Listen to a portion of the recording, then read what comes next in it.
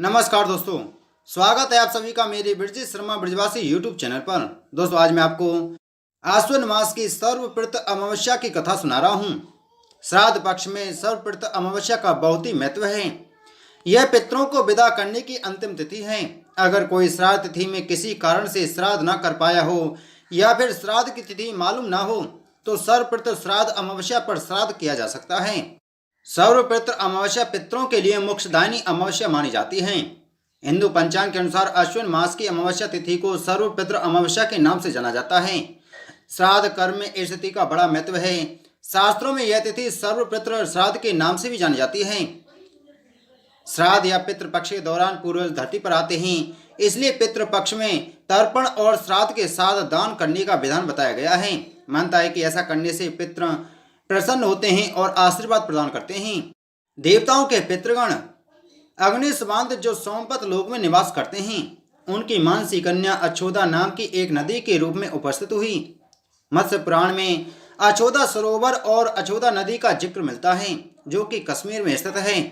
एक बार अछोदा ने 1000 वर्ष तक तपस्या की, जिससे प्रसन्न होकर देवताओं के पितृगण अग्निस्वांत और वरिष्ठपद अपने अन्य पितृगण अमावस्या के साथ अछोदा को वरदान देने के लिए आश्विन अमावस्या के दिन उपस्थित हुए। उन्होंने अछोदा से कहा कि हे पुत्री, हम सभी तुम्हारी तपस्या से अति प्रसन्न हैं, इसलिए जो चाहो वर मांग लो। लेकिन अछोदा ने अपने पितरों की तरफ ध्यान नहीं दिया और वह अति तेजस्वी पितृ अमावस्या को अपलक निहारती रही। पितरों के बार बार कहने पर उसने कहा, हे भगवान, क्या आप मुझे सचमुच वरदान देना चाहते हैं?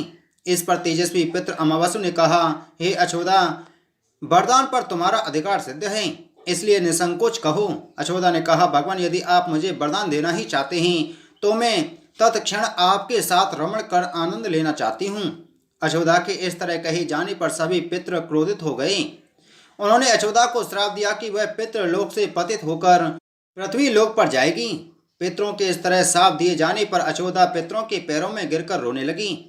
इस पर पितरों को दया आ गई। उन्होंने कहा कि अछोदा, तुम पतित योनि में श्राप मिलने के कारण मत्स्य कन्या के रूप में जन्म लोगी। पितरों ने आगे कहा कि भगवान ब्रह्मा के वंशज महर्षि पराशर तुम्हें पति के रूप में प्राप्त होंगे। तुम्हारे गर्भ से भगवान व्यास जन्म लेंगे। उसके उपरांत भी अन्य दिव्य वंशों में जन्म लेते हुए तुम शाप मुक्त होकर पुनः पितृलोक में वापस आ जाओगी। पितरों के इस तरह कहे जाने पर अछोदा शांत हुई।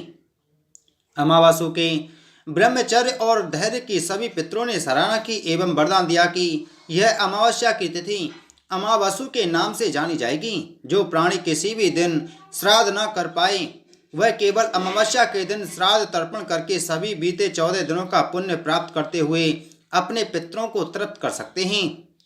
उसी पाप के प्रायश्चित हेतु कालांतर में यही अछोदा महर्षि पराशर की पत्नी एवं वेदव्यास की माता सत्यवती बनी थी।